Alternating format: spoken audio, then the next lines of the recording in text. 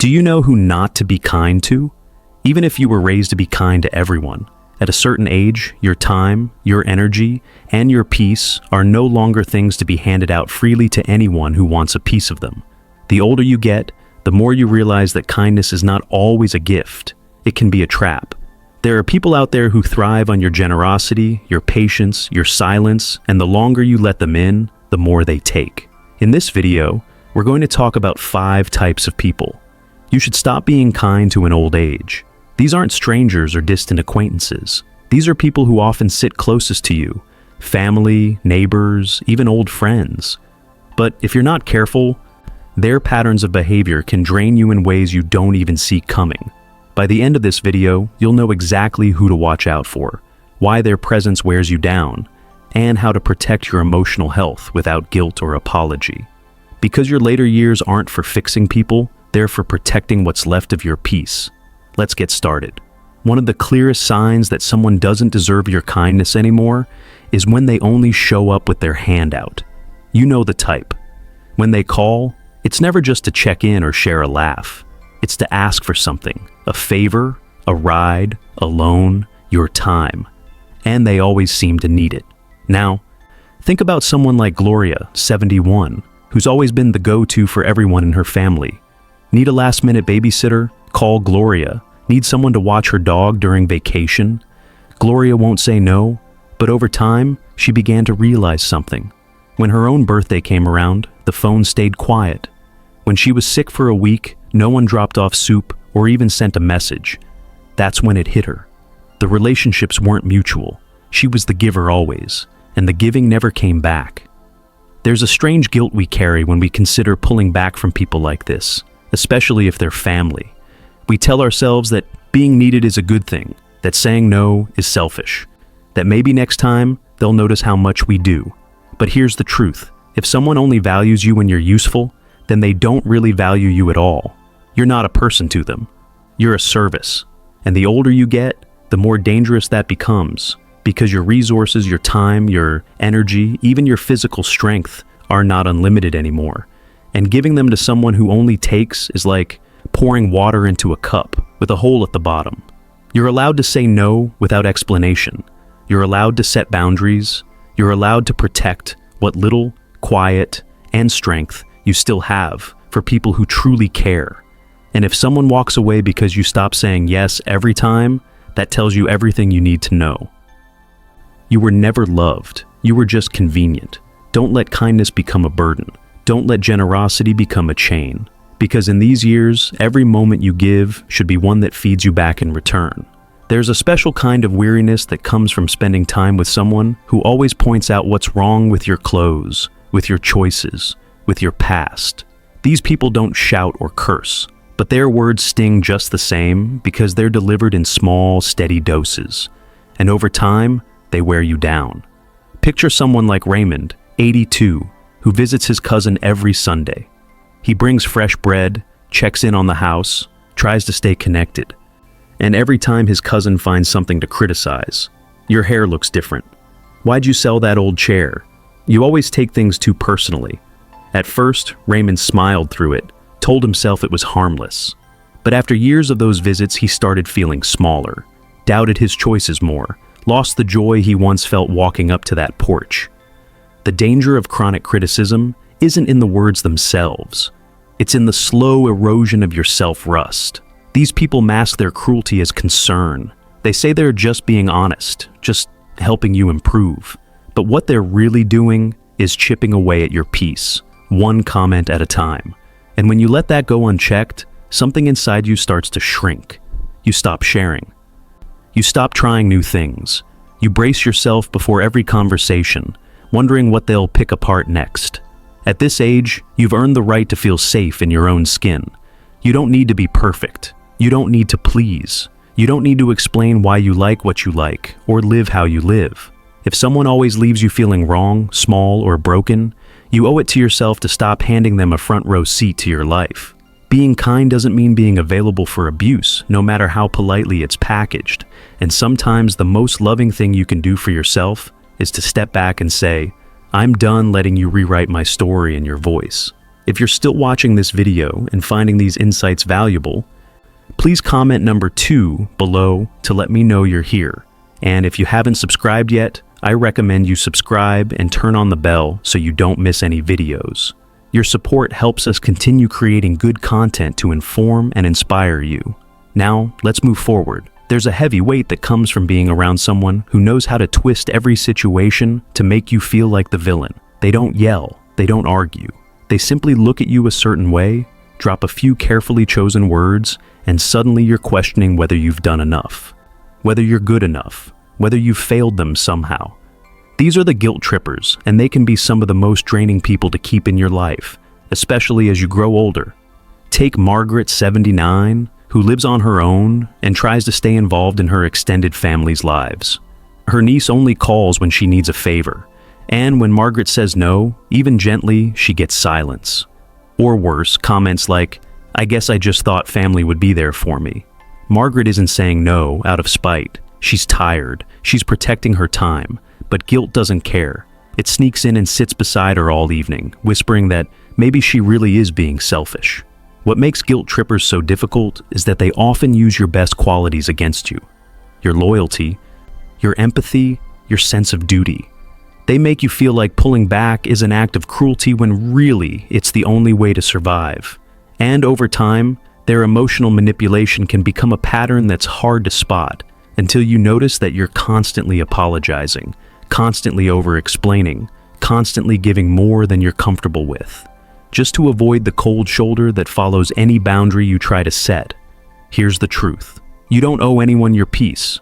You don't have to explain every no. You don't have to trade your comfort for their temporary approval. If someone can't love you unless you're bending over backwards for them, that's not love. That's leverage. And you're not a tool. You're not a caretaker of someone else's emotional wounds just because you're older and have more time. Your heart isn't a doormat, and guilt should never be the price you pay for saying what you need. The next time someone tries to guilt you for drawing a line, let that be your signal not to bend, but to step even further back.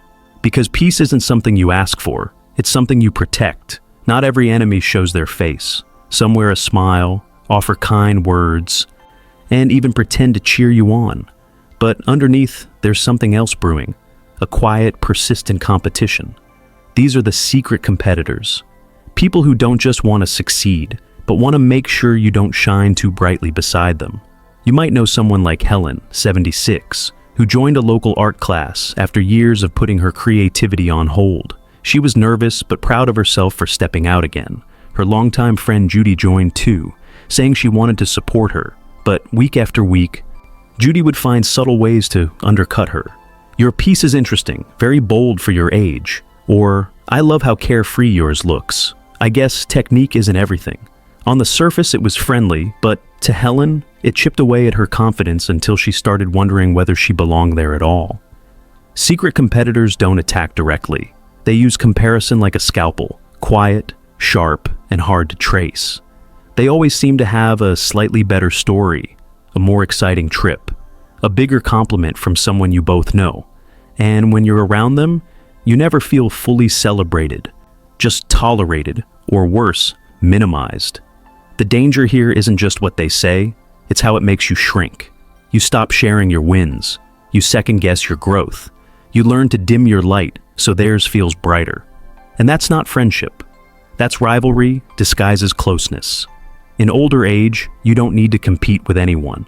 You've survived too much, lost too much, and built too much to waste energy on comparisons that don't serve you. If someone around you can't clap when you win, or can only clap louder when they've outdone you, step back. You deserve to be around people who feel like a warm fire, not a cold scoreboard. Real friends lift you and celebrate you, inspire you to keep going, not make you question why you started. And the older you get, the more precious that kind of support becomes. If you're still watching this video and finding these insights valuable, please comment number 4 below to let me know you're here.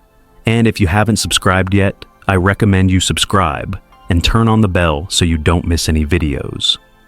Your support helps us continue creating good content to inform and inspire you. Now, let's move forward. Some people don't yell, they don't argue, they don't confront. Instead, they master the art of silence, sarcasm, and subtle digs that leave you wondering whether you're overreacting. These are the passive-aggressive manipulators, and they are especially dangerous in older age because their behavior can slip under your radar while quietly exhausting your spirit.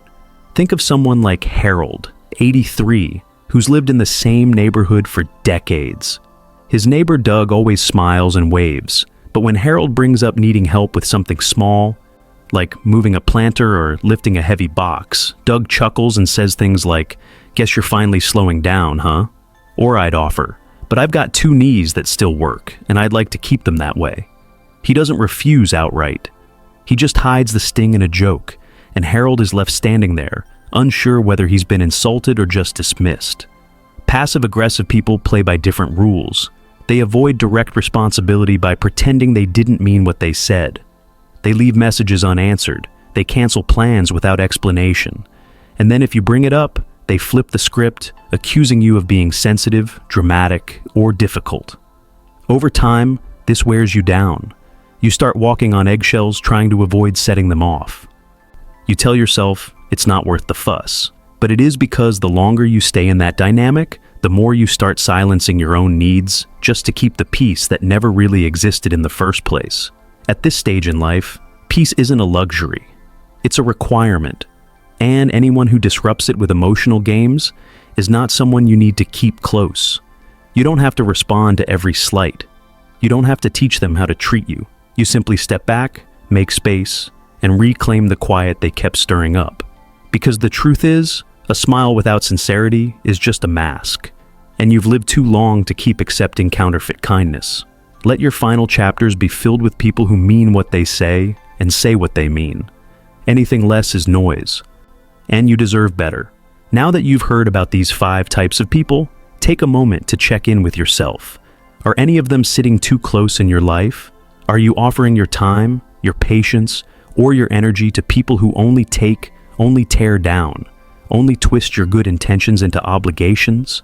The truth is, the older you get, the more valuable your peace becomes. You've carried people.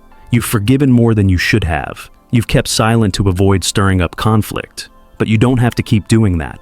Not anymore. These years aren't about enduring toxic patterns. They're about clearing them out. You have the right to protect your space. You have the right to choose who gets access to your heart, your time, your living room, and your phone. Being kind doesn't mean being available to people who leave you drained. It doesn't mean putting their comfort above your sanity. It means choosing compassion with boundaries, warmth with wisdom. And if that means walking away from someone who's been in your life for years, so be it. Sometimes the greatest act of kindness is the one you give yourself by finally saying enough. So, if any part of today's message spoke to you, don't let it slip away. Reflect on it and write it down. Make the choice to stop handing out pieces of yourself to people who never give anything back. Because your later years aren't just about surviving. They're about healing, growing, and surrounding yourself with people who truly see you. And that starts with letting go of those who never did. Thank you for joining us today. We'd love to hear from you. Leave a comment below and share one thing you learned today and how you plan to use it in your life.